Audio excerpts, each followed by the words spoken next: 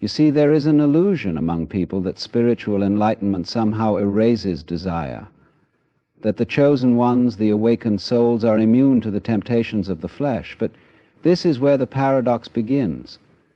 Because the higher one ascends, the stronger the pull of gravity. Lust is not merely a biological urge. It is energy, a current, a force that pulses through all existence. The chosen ones, those who walk the path of higher consciousness, do not struggle with lust because they are weak. No, they struggle because they feel everything more deeply. They see the world not in shades of black and white, but in radiant, intoxicating color. The paradox of spiritual awakening is that the more one ascends into higher consciousness, the more one feels the weight of human desires, especially lust. It seems contradictory at first. Shouldn't enlightenment free a person from these urges? Shouldn't the chosen ones, those who have glimpsed the deeper truths of existence, be above the pull of the flesh? But the truth is, the higher you climb, the stronger the forces trying to pull you back down. Spiritual awakening does not eliminate desire, it intensifies it. It stretches the mind beyond its old limitations, revealing a world of heightened sensations, emotions, and energies. The more conscious a person becomes, the more they feel everything, not just peace and joy, but also pain, longing, and temptation. This is why those on the spiritual path often struggle with lust even more than those who are unaware. The chosen ones do not live in numbness. They exist in deep, unfiltered reality. Every sensation is magnified, every desire is amplified, and lust, being one of the most primal forces, makes itself known in ways that can feel overwhelming. It is easy to assume that spirituality should be an escape from the struggles of the body, but this is not how it works. True awakening does not remove challenges, it exposes them. It brings clarity, and with clarity comes the undeniable truth that lust is not just a surface-level attraction. It is a deep, energetic force woven into the very fabric of existence. It is not something that can simply be ignored or suppressed. It must be understood. And the more spiritually aware one becomes, the more apparent this truth becomes. The paradox is that those who are asleep to the deeper layers of reality can indulge in lust without much inner conflict. For them, it is just another impulse, another experience to chase or ignore. But for the chosen ones, lust is not just a feeling, it is a confrontation. It forces them to look inward, to question their attachments, to see how deeply they are still tied to the physical world even as their soul reaches for something beyond it. It is a reminder that they are still human, still bound by the laws of this reality, no matter how much wisdom they acquire. And yet the struggle is not a punishment, it is a sign of evolution. It is a mark of progress, not failure. Those who wrestle with lust on their spiritual path are not weak. They are undergoing transformation. Their awareness has expanded, and now they must learn to navigate the raw forces that once controlled them unconsciously. Lust, in this sense, is not just about physical desire. It is about energy, power, and the challenge of mastering one's own inner world. Some might say that the answer is celibacy, asceticism, complete detachment from all earthly pleasure, but even that is a misunderstanding. Denial is not mastery. Suppression is not enlightenment. The chosen ones do not struggle because they need to reject lust. They struggle because they need to integrate it, to channel it, to transform it into something higher. Lust is not just an obstacle, it is an opportunity. It is a test that asks, can you experience this energy without being consumed by it? Can you feel its fire without letting it control you? There is a reason why many great spiritual leaders, monks, mystics, and sages throughout history have spoken about their struggles with desire. It is not because they were failing on their path, but because they were walking it fully. They were experiencing the depth of human existence while seeking to transcend its limitations. The chosen ones today face the same challenge. They are pulled between two worlds, the world of raw physical longing and the world of higher consciousness. And the paradox is, the more they awaken, the more intensely they feel both. To understand this struggle, one must recognize that lust is not just biological, it is spiritual. It is a force that exists in all of creation. It is the drive that fuels creativity, passion, and connection. Without it, life would be empty, devoid of movement, devoid of inspiration. The goal is not to destroy it, but to master it, to learn how to wield it as a tool rather than be controlled by it as a master. This is the deeper purpose behind the chosen one's struggle with lust. It is not about suppression, but transformation. So when the chosen ones feel the weight of desire pressing against them, they must not see it as a sign of failure. They must recognize it for what it is: a call to greater awareness, a chance to evolve beyond instinct while still embracing the fullness of being alive. The paradox of spiritual awakening is that enlightenment does not free one from the struggles of the body. It makes those struggles more profound. But in that struggle, in that tension between the divine and the earthly, the true path is revealed. Lust is not just a passing desire. It is a force, a pull, a distraction that seeks to derail those who are walking the path of purpose. For the chosen ones, this distraction is even more potent because they have been called to something greater, something beyond the fleeting pleasures of the world. And yet they are not immune to its power. In fact, they feel it more than most. The moment someone steps onto a higher path, the forces of temptation rise against them. This is not accidental. It is almost as if the universe itself is testing them, asking, "Are you ready?" Lust appears in many forms, not just physical attraction, but obsession, fantasy, and the endless craving for stimulation. It is the mind's way of seeking relief, an escape from the intensity of spiritual awakening. The chosen ones often carry a deep sense of responsibility, a calling to do something meaningful with their lives. But with this calling comes pressure, and with pressure comes the temptation to find an easy release. Lust offers that release, even if only temporarily. The struggle is not just about the body, it is about energy. Lust drains the chosen ones of their power, scattering their focus, pulling them into lower vibrations. It clouds their vision, making it harder to hear their intuition, harder to stay aligned with their higher purpose. When caught in the grip of lust, one becomes distracted from the deeper work they are meant to do. Time that could be spent creating, building, evolving, and connecting to divine wisdom is instead consumed by cravings that can never truly be satisfied. And yet, the pull remains strong, because lust is not just an impulse, it is a cycle. The more it is indulged, the stronger it becomes. For the chosen ones, this creates an internal war. On one side, there is the deep knowing that they are meant for something higher. They can feel it in their soul. They have glimpsed the truth that most people never see. They have felt the presence of something greater, something beyond the material world.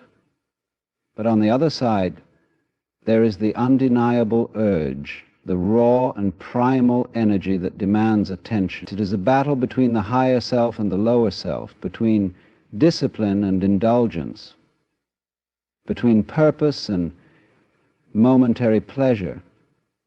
What makes this struggle so difficult is that lust often disguises itself as something innocent.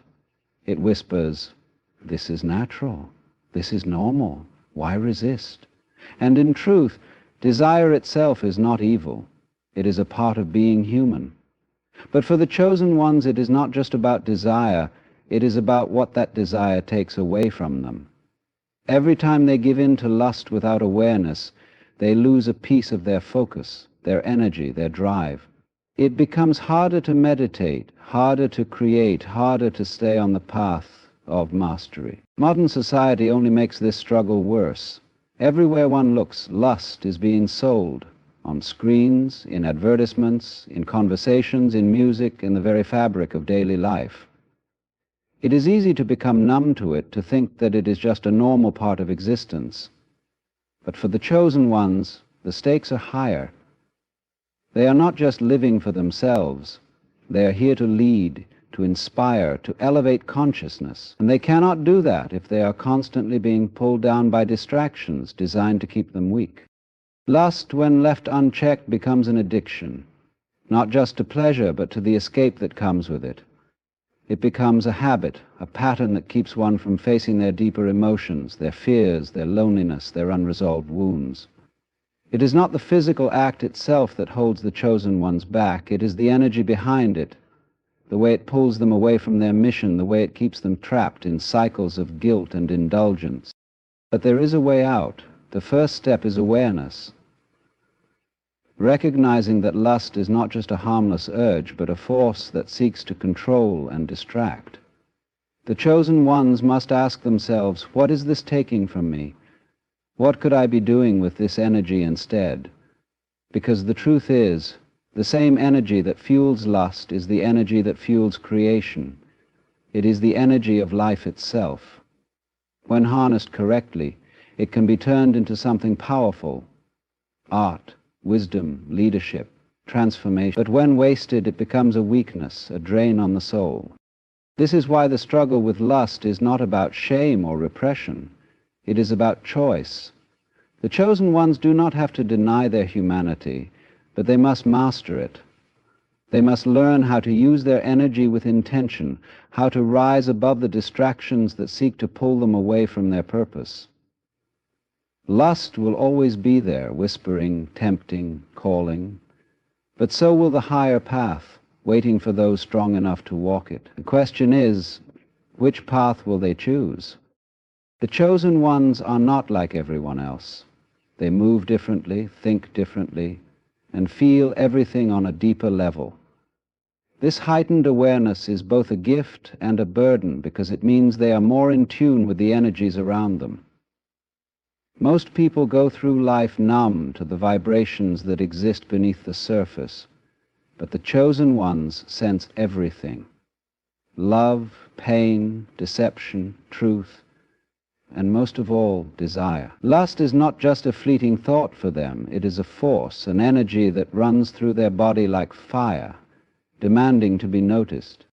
This is why lust becomes such a powerful struggle for them. They do not merely experience attraction the way the average person does. They feel it on a soul level. A simple glance, a touch, or even an unspoken energy exchange can set off a wave of intense emotions. It is not just about physical pleasure. It is about the deep connection, the overwhelming pull that they feel towards certain people or experiences. They are sensitive to energies in ways they do not always understand, and this makes them more susceptible to lust's powerful grip. When a chosen one walks into a room, they do not just see people, they feel them. They can sense vibrations, read unspoken intentions, and pick up on the hidden desires of others. This sensitivity is a blessing when used correctly, but it can also be a curse when it leads them into situations where their energy is being drained. Lust is not always about attraction. It is about energy exchange. And because chosen ones operate at a higher frequency, others are naturally drawn to them, seeking to feed off their light. This creates an endless cycle. The chosen ones, being naturally magnetic, attract attention whether they want it or not. People are pulled toward them, fascinated by their presence, captivated by their aura. But with that attraction comes temptation. The chosen ones do not just feel their own desires, they absorb the desires of others. They can sense the unspoken longing, the craving for intimacy, the deep hunger that people try to hide, and sometimes that energy becomes overwhelming. Lust is no longer just an internal battle. It becomes an external force pressing in from all sides. For those who are not spiritually awakened, attraction is simple. They see someone they like, they act on it, and then they move on. But for the chosen ones, nothing is ever that simple. Every interaction carries weight. Every connection has meaning.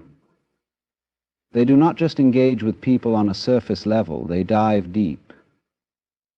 And because of this, they often find themselves entangled in emotional and energetic bonds that are difficult to break. Lust for them is not just about pleasure, it is about soul ties, about karmic connections that can either elevate or destroy them. This is why they struggle. They are not just battling lust in the physical sense. They are navigating the complexities of energetic entanglement. When they give in to lust, it is not just a momentary indulgence. It is a merging of energy, a connection that leaves a lasting imprint on their soul. And because they feel everything so deeply, they carry the weight of those encounters long after they are over. The average person can walk away from lust without much thought, but the chosen ones cannot. They absorb emotions like a sponge, and unless they learn how to cleanse and protect their energy, they will constantly find themselves drained, disconnected from their higher self. Another reason why lust is such a difficult battle for them is that they are often caught between two worlds, the physical and the spiritual. They are here to fulfill a purpose, to bring light to a world filled with darkness. But they are also human. They have desires, cravings, and needs just like everyone else. The difference is that they know too much. They cannot indulge mindlessly because they are aware of the consequences. They understand that everything is energy, that every action creates ripples, and that giving in to lust without control can pull them further away from their mission. But knowing this does not make the struggle easier. In fact, it often makes it harder, because the more aware they become, the more they realize just how powerful lust truly is. It is not just about attraction. It is a force that can build or destroy, uplift or enslave. And for the chosen ones, who are already sensitive to energy, resisting it takes an immense amount of strength. This is why discipline is crucial. The chosen ones cannot afford to be careless with their energy. They must be selective with who they allow into their space, who they share their essence with. Not everyone deserves access to their energy, and not every desire is meant to be acted upon. Mastery over lust is not about denying pleasure. It is about understanding the power of energy and choosing to direct it wisely. Lust will always be there, lingering in the background, waiting for a moment of weakness. But the chosen ones are not here to be ruled by their impulses. They are here to rise above them, to transform that raw energy into something greater. Their sensitivity is not a curse. It is a tool. And when they learn to master it, they become unstoppable. Lust is often seen as an external temptation, something that comes from the outside world, an attractive person, a fleeting moment of desire, a pull toward pleasure. But for the chosen ones, the real battle is not with the world outside, it is with the world within. The struggle with lust is not just about attraction, it is a confrontation with the shadow self, the hidden part of the psyche that holds all the repressed desires, fears, and wounds that have not yet been faced. The shadow self is made up of everything that has been denied, ignored, or pushed away. It is the part of the self that society, religion, and personal conditioning have deemed unacceptable. But ignoring it does not make it disappear. It waits in the background, influencing thoughts, emotions, and behaviors in ways that are not always obvious. Lust is one of the ways in which the shadow self makes itself known. It is not just about the body craving pleasure. It is about the mind searching for something it has not yet fully understood. For the chosen ones, the struggle with lust often runs deeper than they realize. It is not just a matter of physical attraction, but an indication of something unresolved within them. Lust is a symptom, not the cause. The real question is, what is this desire truly pointing to? Sometimes it is a longing for intimacy, not just in a physical sense, but in an emotional and spiritual way. Other times it is a distraction, a way to avoid deeper pain, loneliness, or feelings of inadequacy. The shadow self holds all these emotions, and until they are brought into the light, they will continue to manifest through lust and other compulsions. This is why lust can feel so overpowering. It is not just about the momentary pleasure. It is about the unconscious mind trying to resolve something deeper. The chosen ones may find themselves drawn to people or experiences that seem almost magnetic, as if there is an unseen force pulling them in. But that force is not just attraction. It is the shadow self trying to complete an unfinished story. It may be an old wound from childhood, a past life connection, or an emotional void that has never been filled. Lust becomes a way to temporarily bridge that gap, but it never provides true healing. The chosen ones often experience this struggle more intensely than others because they are highly self-aware. They know that they are here for a greater purpose, and they sense that their energy is sacred, but at the same time they are human. They have desires just like everyone else, but they also have the burden of understanding those desires on a much deeper level.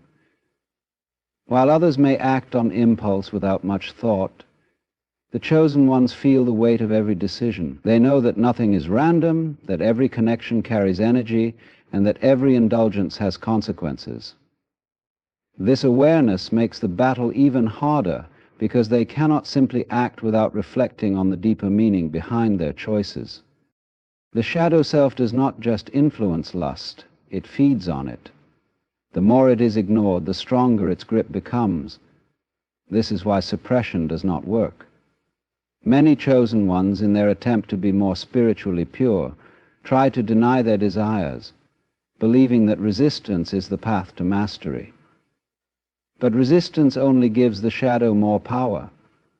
The more something is rejected, the more it seeks to be expressed in other ways. Lust that is denied does not disappear. It transforms into obsession, guilt, or self-destructive behaviors.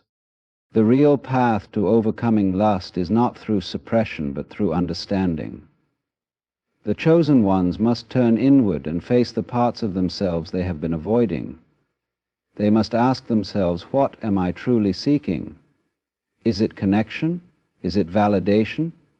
Is it a way to escape something painful? When lust arises, it is not an enemy, it is a message. It is the shadow self speaking, revealing what still needs to be healed. Healing the shadow self is not about getting rid of desire, but about integrating it. Lust is not evil, it is simply raw energy. When this energy is understood and transformed, it can be used for higher purposes. It can fuel creativity, deepen relationships, and strengthen the connection to the divine. But when left unchecked, it becomes a chain that keeps the chosen ones tied to the lower self, preventing them from fully stepping into their power. The chosen ones must learn to work with their shadow, not against it. This means being honest about their desires, exploring their emotions without judgment, and recognizing patterns that no longer serve them. It means understanding that lust is not just about the body.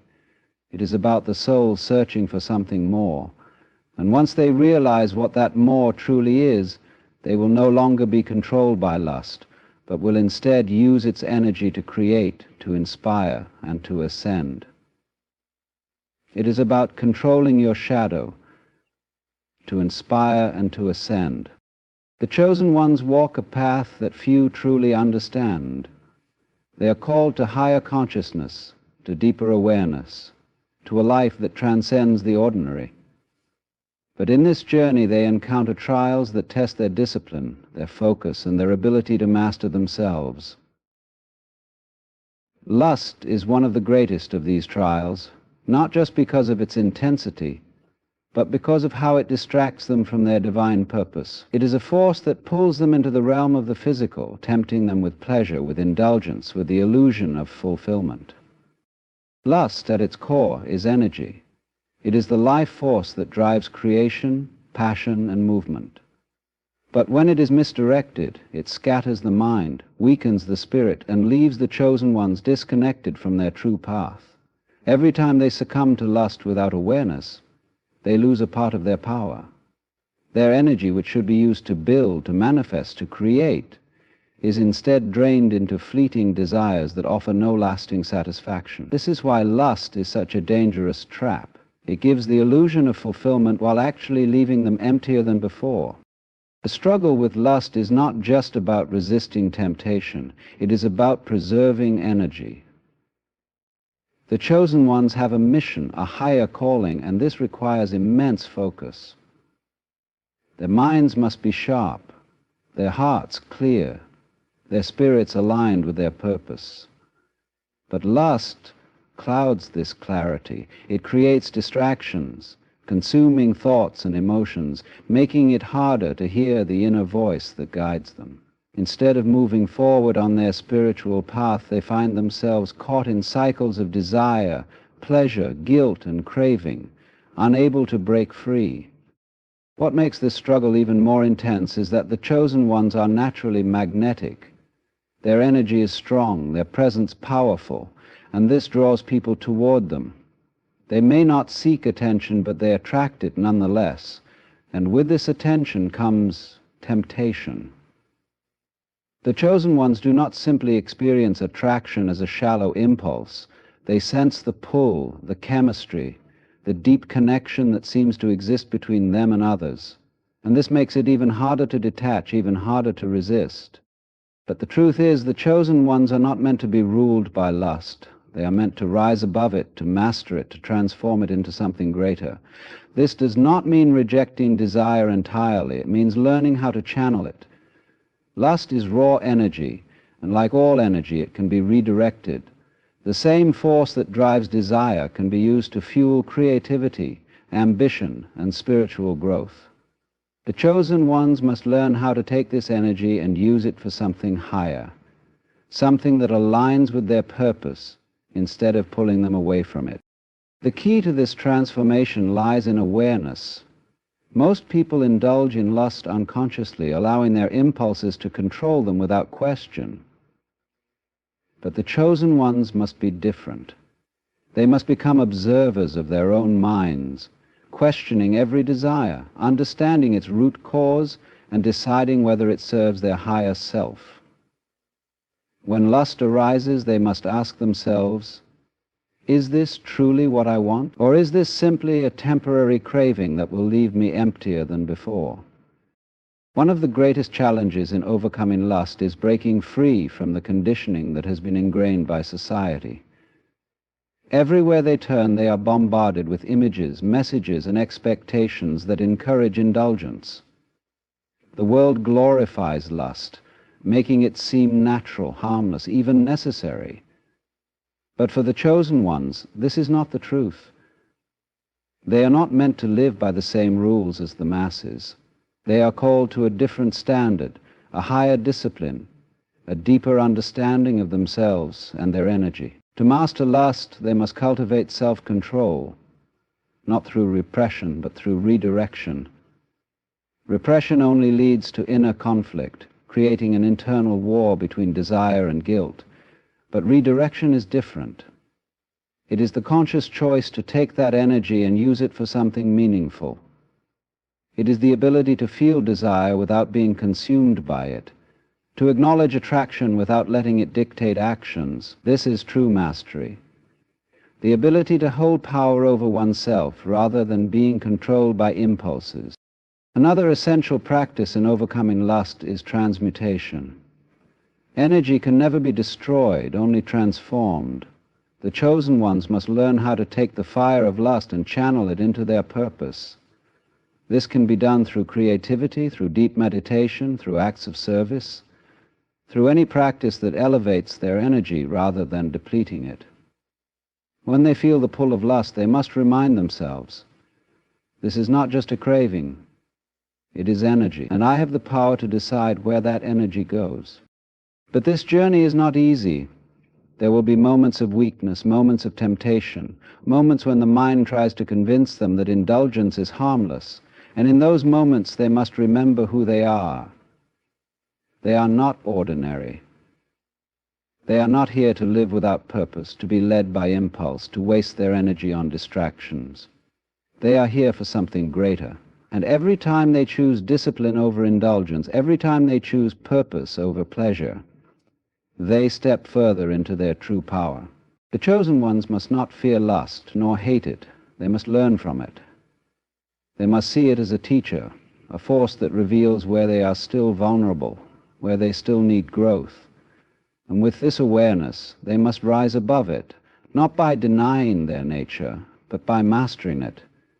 Because only when they have conquered themselves can they truly fulfill the mission they were chosen for. Lust is not merely a physical craving. It is a force that can shape destinies, redirect lives, and, if left unchecked, derail the chosen ones from their path. The battle against lust is not just about resisting temptation. It is about guarding one's divine energy.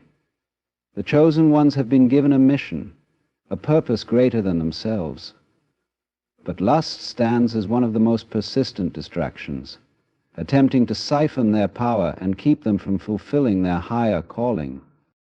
Many do not realize that lust is not only about desire, it is about energy exchange. When the chosen ones engage in lustful acts without intention, they are not just indulging in momentary pleasure, they are giving away their energy. The unseen reality of lust is that it creates spiritual ties, invisible connections that bind the chosen ones to people, places, and experiences that do not serve them. These connections can linger for years, affecting emotions, thoughts, and even the ability to focus on one's mission. This is why many chosen ones feel drained, lost, or disconnected after giving in to lust, because their energy is being scattered in ways they do not fully understand. The chosen ones are not like the rest of the world. While others may indulge in lust and move on without much thought, the chosen ones are highly sensitive to energy. They feel the weight of their actions deeply. They carry emotional and spiritual imprints from every connection they make. Because of this, lust is not just a casual experience for them. It is an energetic event that leaves a lasting impact. The more they engage in it without awareness, the more fragmented their energy becomes, making it difficult to remain aligned with their higher purpose. The truth is, lust is one of the most effective weapons against the chosen ones, because it keeps them distracted from their true power. It locks them into cycles of indulgence and guilt, draining their energy and clouding their intuition. Instead of focusing on their mission, they become consumed by temporary desires, unable to see the bigger picture. The world is designed to keep the chosen ones asleep, disconnected from their divine purpose, and lust is one of the primary tools used to achieve this. It keeps them attached to the physical realm, preventing them from ascending into the higher states of consciousness where their true power lies. But the battle against lust is not just about discipline. It is about transformation. The chosen ones must learn to transmute this energy rather than suppress it. Suppression only leads to inner conflict, creating a war between the mind and the body, where desire is seen as an enemy. But desire itself is not the problem. It is the unconscious indulgence in desire that weakens the chosen ones. Instead of resisting lust with force, they must learn how to redirect its energy into something greater. The same energy that fuels lust is the energy that fuels creation, ambition, and spiritual power. When harnessed correctly, it can be used to elevate one's purpose rather than drain it. One of the greatest challenges in overcoming lust is breaking free from external influences. Society constantly feeds the mind with images, messages, and narratives that glorify lust, making it seem inescapable. The chosen ones are bombarded with temptation from all directions, making it difficult to remain focused on their spiritual path. But they must remember that they are not here to follow the masses. They are here to lead. They must reclaim control over their minds, filtering what they consume and protecting their energy from external manipulation. Another key to overcoming lust is understanding the deeper need behind it. Lust often arises not just from physical desire, but from emotional wounds, loneliness, or a need for validation. The chosen ones must ask themselves, what am I truly seeking? Is this desire coming from a place of lack? Is it a distraction from something I do not want to face? By confronting these deeper questions, they can begin to address the root of their struggles rather than merely fighting the symptoms. Self-awareness is the key. When lust arises, instead of blindly acting on it, the chosen ones must observe it. They must step back and analyze where it is coming from and what it is trying to tell them. They must recognize that every urge carries an underlying message, and by understanding that message, they gain power over it. Rather than allowing lust to control them, they become the masters of their own energy. Meditation, breathwork, and physical discipline are essential tools in this battle. The chosen ones must train their minds and bodies to be in alignment with their higher purpose. They must cultivate habits that strengthen their willpower, allowing them to move through the world with clarity and self-control. This is not about denying pleasure, but about rising above compulsive indulgence. It is about making conscious choices rather than being ruled by unconscious impulses. The chosen ones must also surround themselves with like-minded individuals who support their growth. Isolation can make the battle against lust even harder, but a strong community of spiritually aware individuals can provide strength, accountability, and wisdom. They must seek relationships that uplift them rather than those that drain their energy or keep them locked in cycles of distraction. Ultimately, the chosen ones must remember that they are here for a reason. Their energy is sacred. Their presence in this world is not accidental. Every time they choose discipline over indulgence, every time they redirect their energy toward their mission, they step deeper into their true power. Lust is a test, but it is not an unconquerable one. With awareness, discipline, and transformation, the chosen ones can rise above it, turning their energy into the force that fuels their divine purpose, rather than the chain that holds them back. The struggle with lust is not just about the external temptations, or even the desires that arise within. It is about the unseen spiritual battle that takes place beneath the surface. For the chosen ones, this battle is not simply about resisting physical urges, but about breaking free from the chains that keep them bound to the lower self. Lust is not just a force of desire. It is a tool used to weaken, distract, and disconnect them from their divine power. When left unchecked, it slowly erodes their spiritual energy, pulling them further away from their higher calling. Many do not realize that lust is often an attack on the chosen ones. It is not just a natural impulse. It is a calculated force meant to drain their energy. The chosen ones have a light within them that others do not, and this makes them targets. There are energies, both seen and unseen, that work to keep them in cycles of distraction, ensuring they never reach their full potential. Lust is one of the most effective weapons because it appears harmless. It disguises itself as pleasure, as love, as passion, but in reality it is a trap. It takes their sacred energy and scatters it, leaving them weaker, more confused, and disconnected from their true essence. The chosen ones must understand that every act of lust is an exchange of energy. When they give in to lust without awareness, they are not just engaging in a temporary indulgence. They are opening themselves up to spiritual contracts, energetic ties that linger long after the moment. Life is like a river, ever-changing, flowing, and impermanent. Yet so often we try to hold on, clutching at the currents as though they were solid. This grasping, this attachment, creates our suffering. To let go is not to abandon, it is to align yourself with the natural rhythm of life.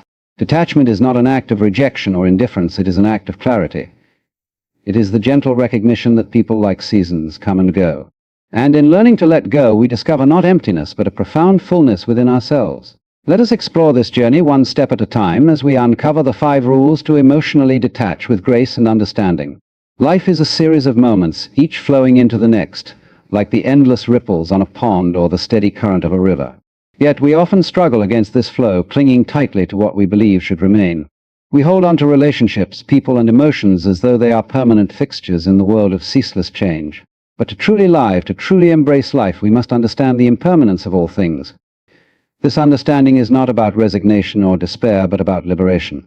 It is the doorway to emotional freedom, the key to peace amidst the inevitable flux of existence. When we speak of impermanence, we are not introducing a foreign concept. It is something we witness every day. The leaves that fall from trees in autumn, the waves that crash on the shore only to recede, the sun that sets each evening, all are reminders that nothing in this world is fixed or eternal. Relationships, no matter how deep or meaningful, are no exception. People enter our lives, they play their roles, they share moments of joy, sorrow, and growth, and then, sometimes without warning, they drift away. This is not a flaw in the design of life, it is its essence. To resist this truth is to resist life itself. The pain of attachment often arises from our refusal to accept this impermanence.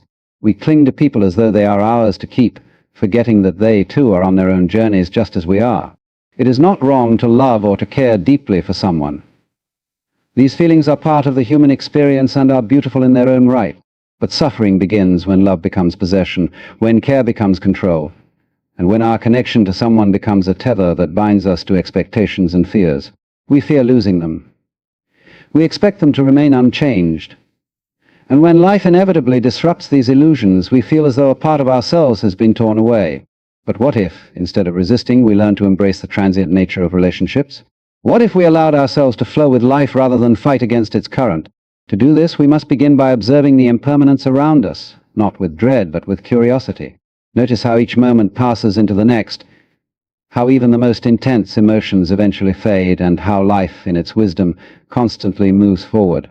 By acknowledging this truth, we free ourselves from the burden of trying to freeze time or hold on to what is destined to change. Letting go of attachment does not mean ceasing to care. On the contrary, it allows us to care more deeply and authentically. When we accept impermanence, we stop demanding that people or relationships fulfill our expectations. Instead, we can appreciate them for what they are in the present moment. We can cherish the laughter, the shared experiences, and even the lessons learned in times of difficulty, knowing that these moments are fleeting and therefore precious. This understanding also brings a profound sense of peace. When we accept that nothing is permanent, we release ourselves from the anxiety of trying to control the uncontrollable. We stop clinging to the past, mourning what once was, and we stop fearing the future, worrying about what might be lost. Instead, we root ourselves in the present, where life is vibrant and alive. In this space, detachment is not a loss, but a gift. It is an invitation to experience life fully, without the weight of resistance or the chains of expectation. Embracing impermanence is not a one-time realization, but a practice, a way of being. It requires patience and compassion both for yourself and for others. You may stumble, you may find yourself slipping back into old patterns of attachment. That is natural. What matters is that you keep returning to this truth. Everything, including the pain of letting go, is temporary. And within this transience lies the freedom to love, to grow, and to be.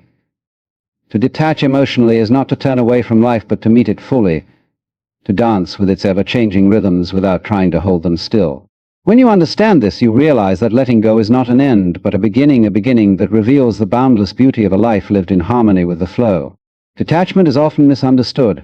Many think of it as cold indifference or a cutting off of emotions, but in truth, it is an act of love, a love that does not demand possession or control. To detach without resentment is to approach life with a sense of grace, allowing both yourself and others the freedom to exist as you are. It is about releasing the grip of bitterness, letting go of the stories you've told yourself about how things should have been, and accepting what is with clarity and compassion. This is not an easy path, but it is a liberating one. Resentment is like carrying a burning coal in your hand, hoping to throw it at someone else. It only hurts you.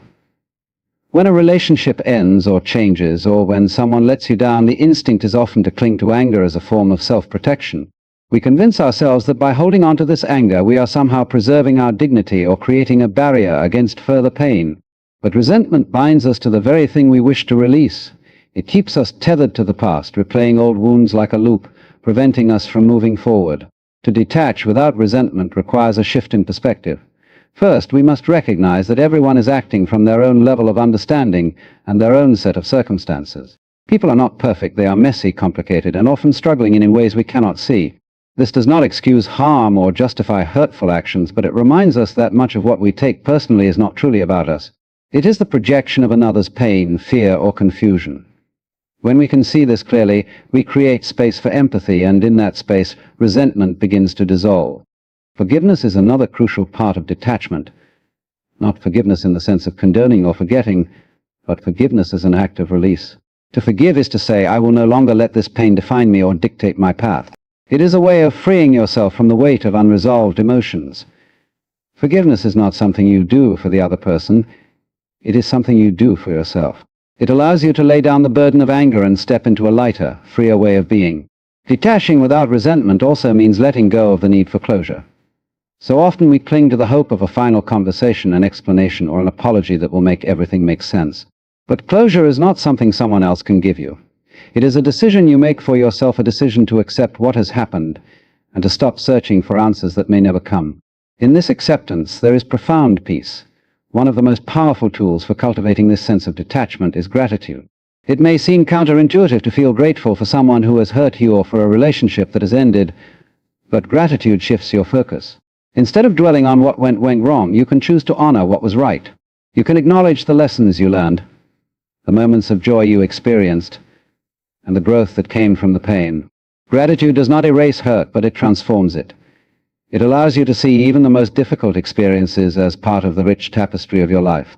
Detachment without resentment also involves creating boundaries, not walls, but boundaries that protect your energy and peace. These boundaries are an act of self-respect.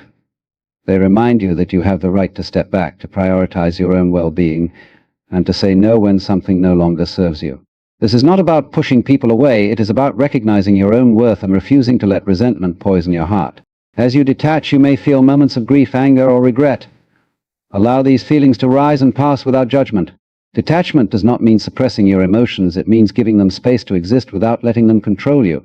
Over time, as you practice this gentle letting go, you will find that the resentment that once felt so heavy begins to lift. In its place, there is a quiet strength, a sense of freedom, and a deep peace that comes from knowing you have done the hard work of releasing with love. To detach without resentment is not to forget or to ignore, it is to transform. It is to look at what was, to honor it, and then to set it down so that you can walk forward, unburdened, into the ever-unfolding present. We often build our emotional lives on the idea that people belong to us.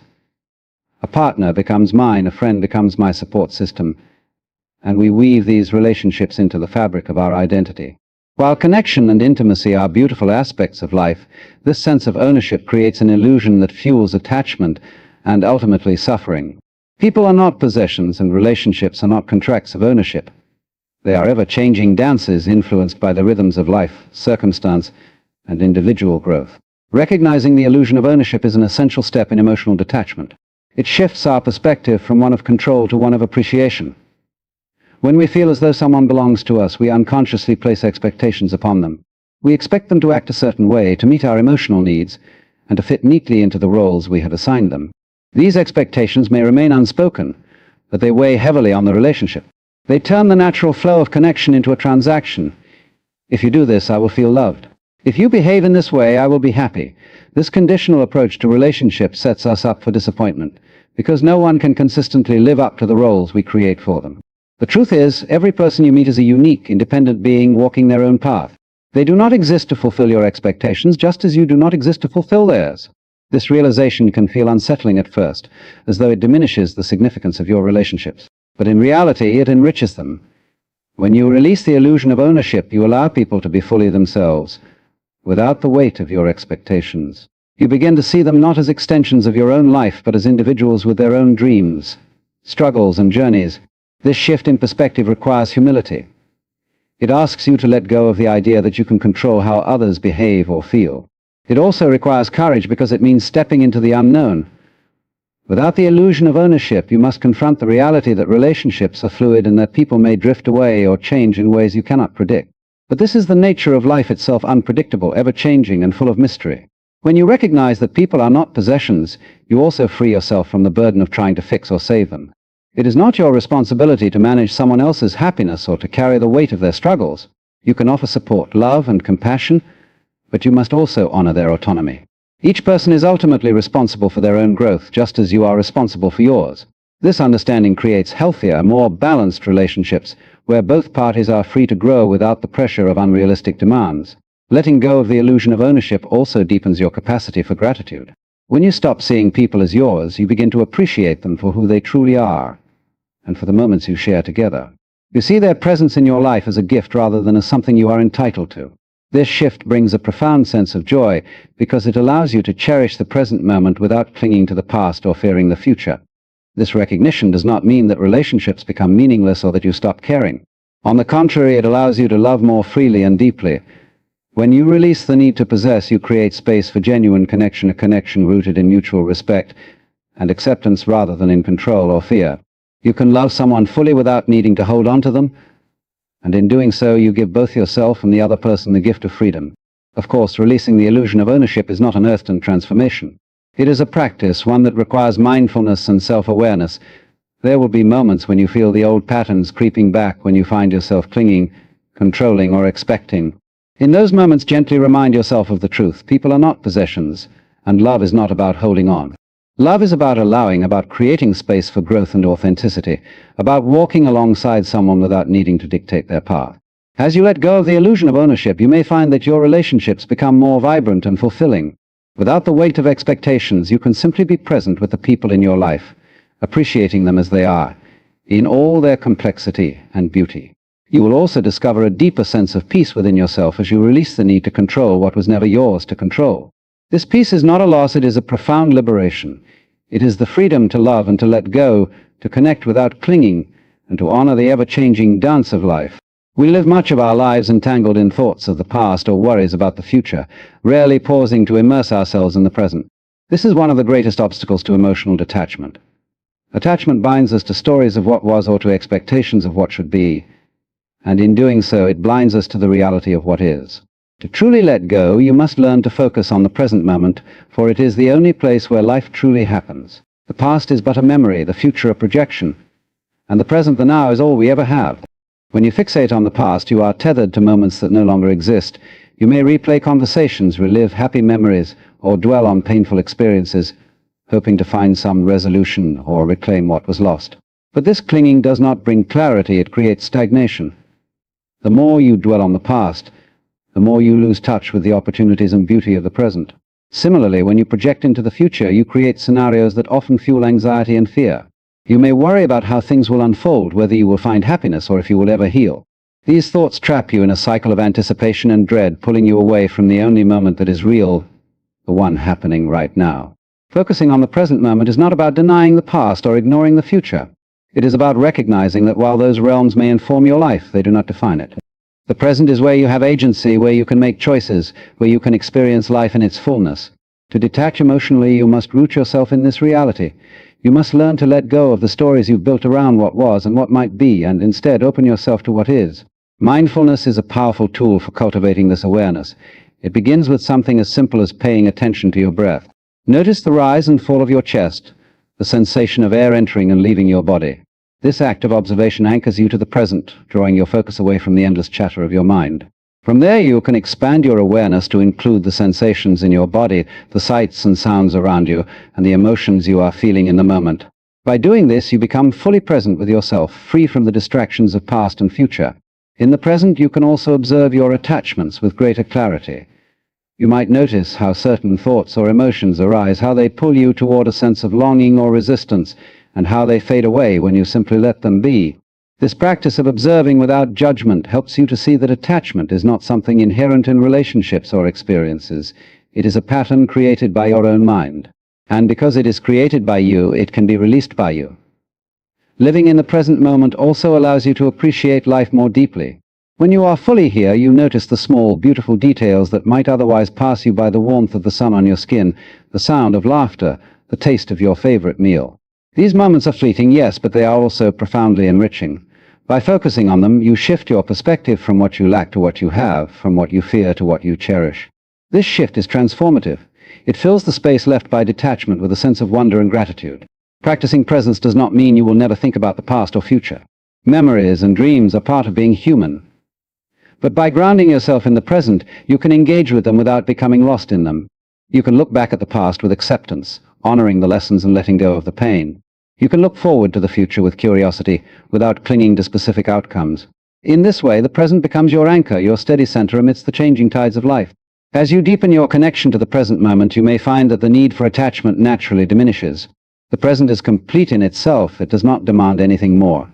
You begin to see that the people and experiences you were clinging to were never truly lost. They simply existed in their own time, just as this moment exists now. And in this realization there is peace. There is freedom. There is the understanding that life is not something to be grasped or controlled, but something to be lived, moment by moment. Emotional detachment often stirs a fear within us, the fear of emptiness, of being incomplete without the person or connection we are letting go of. We believe that to detach is to lose something essential, to create a void that cannot be filled. But this belief is rooted in a misunderstanding of who we truly are. Emotional freedom does not leave you hollow. It reveals the truth that you were never incomplete to begin with. To let go is not to lose yourself. It is to find wholeness within yourself, to realize that you already possess everything you need to feel complete and at peace. From the moment we are born, we begin to seek connection. This is natural and beautiful, for connection is a fundamental part of the human experience. But somewhere along the way, we often start to equate these external connections with our sense of self-worth. We look to others to validate us, to make us feel loved, secure, and whole. We create stories about who we are based on how others see us, and we shape our identity around the roles we play in their lives. While these relationships can bring immense joy and meaning, they can also become crutches, ways of avoiding the deeper work of finding fulfillment within ourselves. When you place your sense of wholeness in the hands of another, you give away a piece of your power. You make your happiness dependent on something external, something you cannot control. This dependency creates attachment, and with it, fear of loss, fear of change, fear of being alone. But the truth is, no one can complete you because you are not incomplete. The sense of incompleteness you feel is not a void to be filled, but a misunderstanding to be corrected. It is the result of looking outward for what can only be found within. To find wholeness within yourself, you must first turn inward. This requires patience and courage because it means facing parts of yourself you may have long ignored or avoided. It means sitting with your fears, your insecurities, and your pain without seeking distraction or escape. But in this process you begin to discover a deeper truth, that your worth is not defined by anyone else, that your value is inherent, and that the love and acceptance you seek from others are already present within you. This inner work is not about isolating yourself or rejecting connection. On the contrary, it is about creating a foundation of self-love and self-awareness that allows you to engage with others from a place of abundance rather than need. When you find wholeness within, your relationships become richer and more authentic. You no longer cling to others out of fear of being alone. Instead, you can appreciate them for who they are without the pressure of fulfilling your unmet needs. Finding wholeness also means reconnecting with the things that bring you joy and purpose. Often in the throes of attachment, we lose sight of our own passions and desires. We become so focused on the other person that we forget to nurture our own souls. Detachment is an opportunity to rediscover these aspects of yourself. What activities make you feel alive? What dreams have you set aside? What parts of yourself have you neglected? By exploring these questions, you begin to build a life that is full and vibrant, independent of any one person or relationship. As you cultivate this sense of inner wholeness, you will notice a shift in how you view loss. Instead of seeing it as a void, you begin to see it as a natural part of life, a space that allows for growth and new possibilities. You realize that the end of a relationship does not diminish you because your worth and wholeness were never tied to it. This understanding brings a profound sense of peace and freedom. You are no longer bound by fear of loss, for you know that you are complete as you are. This journey of finding wholeness within is not a destination but a practice. There will be moments when you doubt yourself, when the old patterns of attachment resurface. In these moments, remind yourself of the truth, that your value is not determined by anyone else, that you are not incomplete without them, and that the love you seek is already within you. This is not a mantra to repeat mindlessly, but a truth to live and embody, a way of being that transforms how you relate to yourself and to others. To find wholeness within is to reclaim your power, to see yourself as you truly are whole, worthy, and enough. It is to let go not only of the person or connection you are attached to, but also of the illusion that you need anything outside of yourself to feel complete. And in this letting go, you do not lose anything, you gain everything. You gain the freedom to love without fear, to live without attachment, and to experience the fullness of life from a place of inner peace.